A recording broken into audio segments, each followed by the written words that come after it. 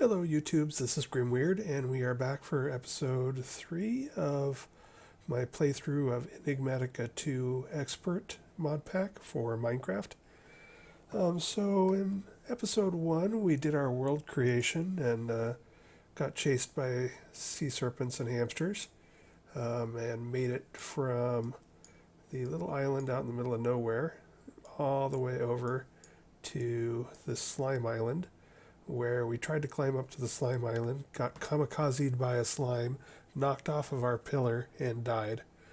And then we came back, and in episode 2, I think it was, we set up a little spawn point here in a little pre-generated house with a bed in it, just so that we don't have to make that journey again. And then I decided to head back to a village that I could spot in the distance off here.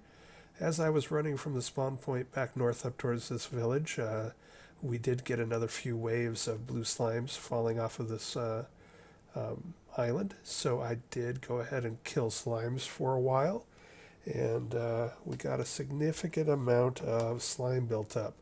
So yeah, we got over a stack and a half of slime. So that's going to set us up well. I love me a slime pickaxe in combination with vein miner to just tear up a lot of space underground. So there's the village that we're going to pillage. So let's make our way down there and see what we got going on. So again, I haven't played Minecraft in a few years. That right there, the quicksand, that is probably about my least favorite thing ever. I have a tendency to fall into it because I'm not used to it, and I have a tendency to really get upset. So we're going to try not to do that. So I can already see I did mess around with Biomes of Plenty and this mod pack a bit before deciding to do a YouTube series on it. And so I see we've got a windmill. This is going to have lots of seed and wheat in it, and a lot of chests that we can take. So that's going to be nice. What the hell? What the hell? And that, I think, is a cockatrice. Bad cockatrice. Throw my bed at it. Jeez Louise. So it apparently gives you nausea and attacks. Well, that was exciting. Ice and fire, I tell you, that's a mod pack. Yeah, so we're going to have lots of stuff here. The main thing we're going to need to do is... Hey, caramba. I'm not sure what I'm going to do about that cockatrice, but for right now, let's go ahead and figure this place out. So as we saw when we started all the way back at all the way back at our starting island, you sort of need to leave a spawn bed in place. There are no beds in here, but there's going to be plenty of beds in the village, so we'll be able to deal with it eventually. I'm going to need to pick a spot to accumulate all my loot. Maybe for right now we'll just start a sort of a treasure pile here and accumulate everything in it. We should make ourselves tinker's tables. We're going to need the tool station and stencils and all that yahoo. We're going to need to accumulate all the loot from this place. We're not going to set up a permanent base here. However, what we can do is we can pull all the loot into one place, pick out the stuff that's important to go with us, make another couple backpacks so that we can take most of it with us, and then go off in search of where we want to set up our permanent base. So let's see, we'll get Silk Touch eventually on our pickaxe, and we'll come back for some of this other glowstone and bookshelves and glass panes and all of that garbage. Eventually we'll end up stealing pretty much everything that isn't nailed down.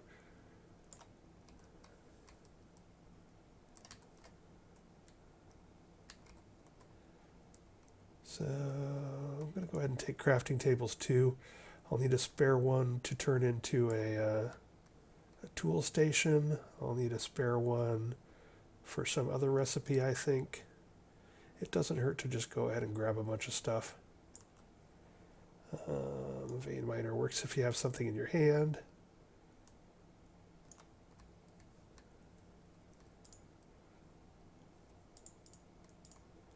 I'm not a huge farmer. I'm more on the mining side of the Minecraft as opposed to the farming side of Minecraft. So I am going to go ahead and take advantage of all the free crops that are at the several villages that I'm sure we will pillage over the next few game sessions. So we'll throw all that in there. Take one thing with me. Take my boat. My boat has been a good club, so we will just whack things with a boat.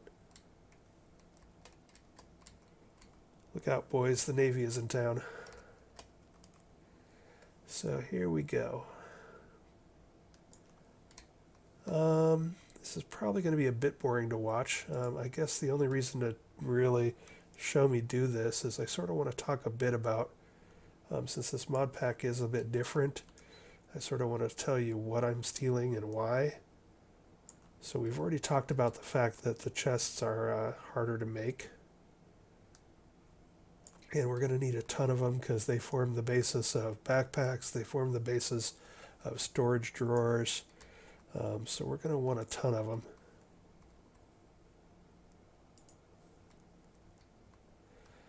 So another thing is the furnaces. Let's take a look at that. So a furnace, since the focus here is on Enigmatica 2 Expert, you can see that just a normal furnace requires some coal, some compressed cobblestone, some stone gears. All of that is doable, but it's a pain in the butt. I don't know where that cockatrice went, but I want my bed back.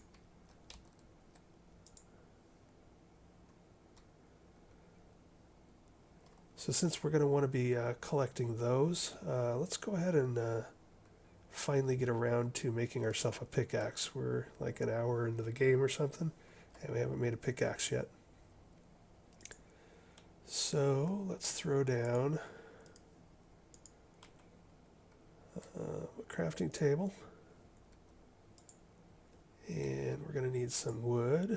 Actually, let's throw down the crafting table next to the chest. That would make a certain amount of sense. So we're going to need a bunch of patterns. Anybody who's familiar with Tinker's Construct knows what that drill is like. Fortunately, they force you to use Tinker's Construct, but they do not make the recipes any harder. So we're going to want probably about 40 patterns. And then we're going to want a pattern chest to store those patterns in.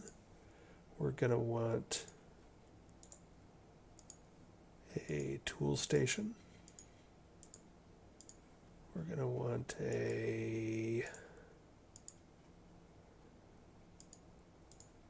what is this, a part builder? And we're going to need a stencil table. All right, we are good to go. We got all our stuffs for starting our lovely ride through Tinker's Construct. Tinker's Construct is one that I am familiar with. I've used that in the past, and it hasn't changed that much. There's been some new things added by Plus Tinker's Construct, like the laser gun. But on the whole, I'm still pretty familiar with Tinker's Construct and like it a lot. It was the first mod that I really played with, and I really enjoyed it. So I like to go ahead and make everything, since you can break the pattern chest and all the patterns stay in it. I just go ahead and make all the patterns to start with. So I'm going to do a quick jump cut. I guess the only thing I will say is that one thing that I figured out only recently, and I don't know if this is new or if you've only been able to do it, is you can only put one of each, and you only need one of each in your pattern chest. But if you accidentally make two and try to stick it in there, or do something with it, that's a pain in the butt. You can't. But I found out that you can just rewrite it. So we can take the duplicate, and turn it into the next thing. So with that said, I'm going to go ahead and rest for the evening, sleep, and make the rest of our patterns, and I'll be right back. And we're back. So we have made all 33 patterns here and thrown them in our pattern chest. We have 3 left over, which we'll be able to do something with here. Actually, let's go ahead and see if we can make ourselves a tinker's book. Boom, we got some books. And boom, we've got a materials and new book, so that's nice. So one of the things we're going to do here is, if we look at tool materials, if you have to start with flint, then you have to start with flint. That's just the way things go. But I can never tell. I wish they actually had names for these, because I don't always know what they all look like. But there's flint. I recognize that. Flint, a flint head has a durability of 150, and the extra is 40. So, and you got to put a wood handle on it, because a flint handle just sucks. So that's pretty miserable for durability. We want to make a slime crystal. Of the slime crystals, the green slime is the best. So instead of 120 or 150, whatever it was, we got a 1000 durability, and for the extra, it'll be another 350. So that's why I was interested in killing those slimes, and we'll still put a wooden handle on it. So we need these green slime crystals, and so as you know, we were getting blue slime, so let's take a look at that. This will be a good first tip for people who are sort of new to all of this. If you take blue slime and turning it into a slime block, these slime blocks are green. So, boom, we now have slime blocks, and those will now turn to green slime. And so now we have our green slime for making green slime crystals. And we want to make, I think it's called slimy mud. Yeah, so here's our green slimy mud. So we want to have, let's just get this all out of my way here. Let's go ahead and do it like this. We're going to hit Shift plus, and now it'll put all of them in that we can make. So we can make 15 of them with the 15 dirt that I have on me. And so now, if you hover over that and hit U and look at the uses, when you smelt green slime mud, you get green slime crystals, 1 for 1. So we're going to take these 15 down here. It's almost dark already again. I better go ahead and sleep. One of the reasons I never set my base up next to a village is I always lose track of time. It gets dark, zombies and skeletons spawn, all the villagers die, cats and dogs living together, a disaster of biblical proportions. Everything gets all bent out of shape. So we happen to take refuge from the cockatrice in a place with a bunch of furnaces. So we are going to go ahead and split this up a bit to get through it faster. And we are going to take the wood that we forgot to bring down with us for fuel. And we are going to cook these right up. As soon as we go back up and get some wood for fuel. I should have made my little base here closer to ground level, but the cockatrice made me nervous. Alright, so we got some wood. I think the burn time on wood is 300 and the same with planks. So I think I'll get twice the burn time if I turn them into planks. So we'll go ahead and do that.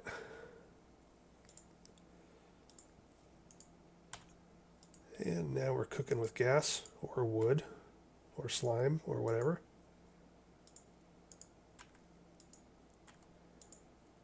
And there we go. Here we are. So the other thing that's nice about slime crystals is you can use them on the bench like you would wood or stone. You don't have to smelt them and put them in through a cast. So we'll be able to go straight to that high durability slime pickaxe.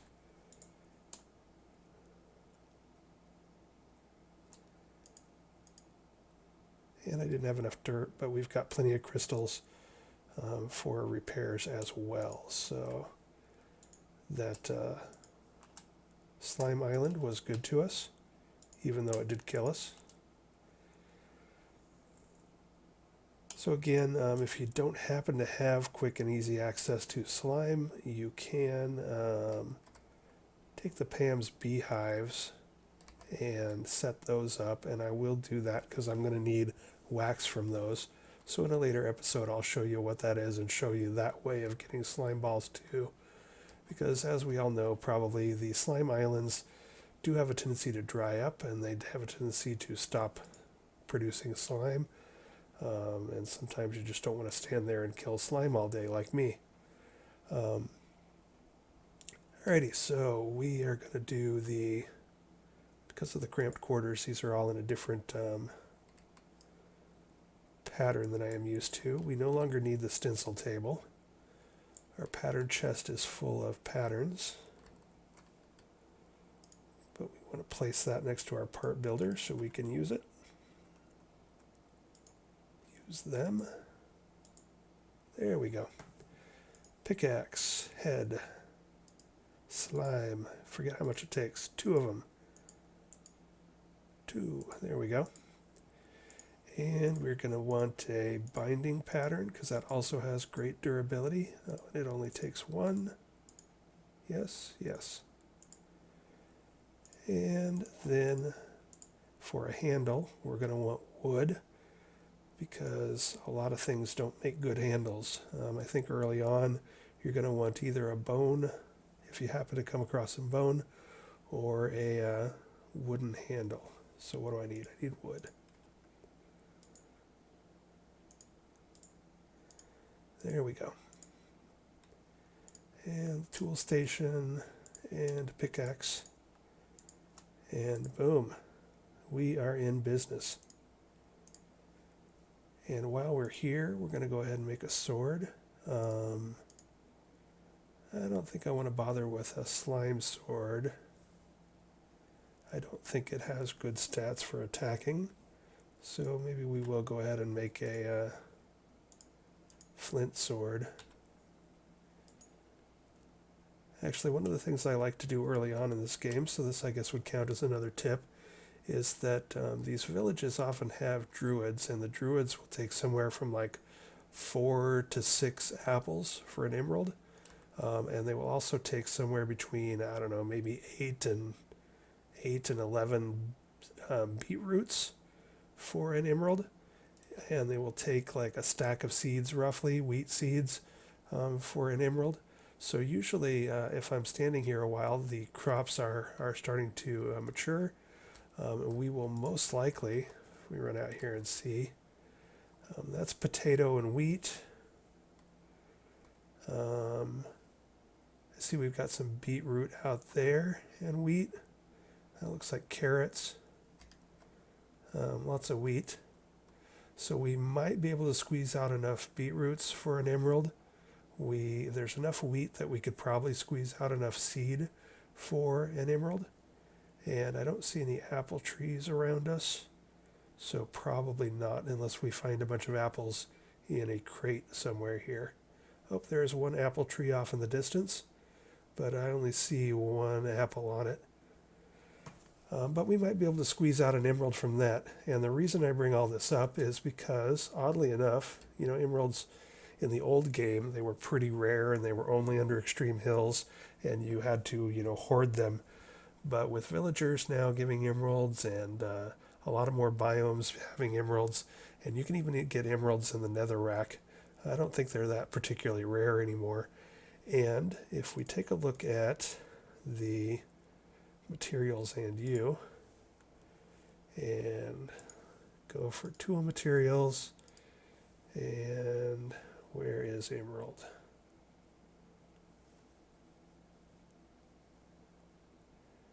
Where is emerald?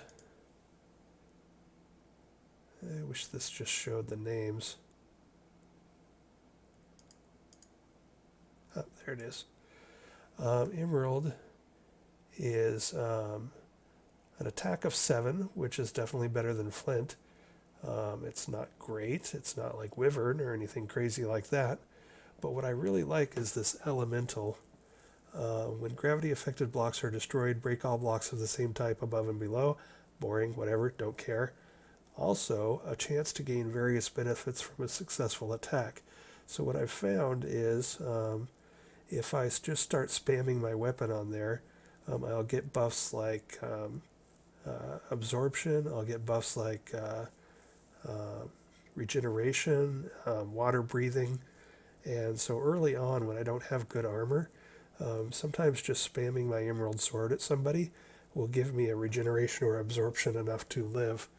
And an attack of 7 is way the heck better than anything else we can probably manage right at the moment. Like Flint only has an attack of 3, so it's more than twice that.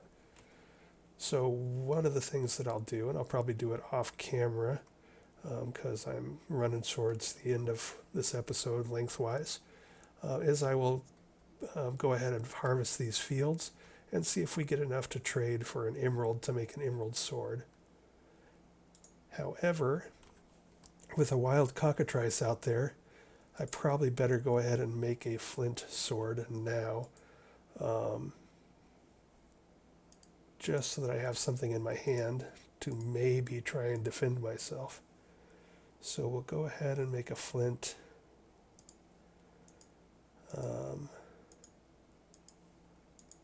guard, and we will go ahead and make a flint blade. So another things I sometimes see YouTubers do is they remake the whole weapon when they want to change things. And one thing that's really nice is that I can take this and start earning experience with it. And if I then want to make an emerald blade and throw it on there, I can just add it in there and it will just change out the blade for me, but I don't lose any of my experience with this sword. So this is the one and only sword I will have all game. This is the one and only pickaxe I will have all game. But by the time, I'm 4 or 5 hours down the road, this pickaxe will be the same pickaxe, and yet it will have a different handle, a different binding, and a different head. So just something to keep in mind. You don't want to lose the experience just to change out your materials. You can do that right here. Alrighty, so we now have done our Tinker's Construct duty. We have a sword. We have a pickaxe. And so this is probably a good stopping place for this episode. It's getting close to dark, so I will sleep again, and then I will go out and do some harvesting, and then we'll take a look at the spoils I get from raiding this village. And we'll keep an eye out from that cockatrice, because it's probably down here somewhere looking to eat my bacon. So that's what we have to look forward to next time. So I will talk to you later. Bye.